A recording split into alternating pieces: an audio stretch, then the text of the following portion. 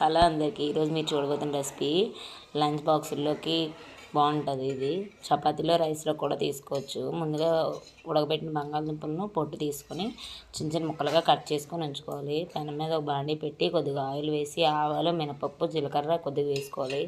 Extra మినపప్పు కూడా వేసుకుంటే చాలా బాగుంటుంది. ఇది కావాల్సిన వాళ్ళు శనగపప్పు కూడా వేసుకోవచ్చు. మేము శనగపప్పు స్కిప్ చేసాం. తర్వాత పచ్చిమిర్చిని కూడా 2 కరివేపాకు రెమ్మలను కూడా వేసుకొని బాగా ఫ్రై చేసుకోవాలి. ఫ్రై అయిన దాంట్లోకి కొంచెం ఉల్లిపాయలు, కొంచెం వెల్లుల్లి కూడా వేసుకొని ఒకసారి బాగా వేగిన తర్వాత చిన్న సాల్ట్ యాడ్ చేసుకుంటే ఉల్లిపాయలు బాగా ఫ్రై అవుతాయి.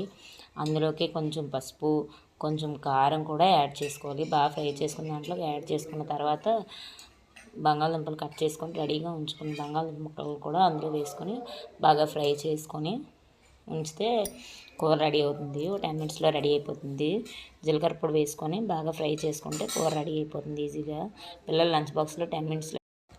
వీడియో కనుక నచ్చితే లైక్ చేయండి, షేర్ చేయండి, సబ్స్క్రైబ్ చేయండి. ప్లీజ్ ఎంకరేజ్ చేయండి. లైక్ ఇచ్చి వెళ్ళొచ్చుగా ప్లీజ్.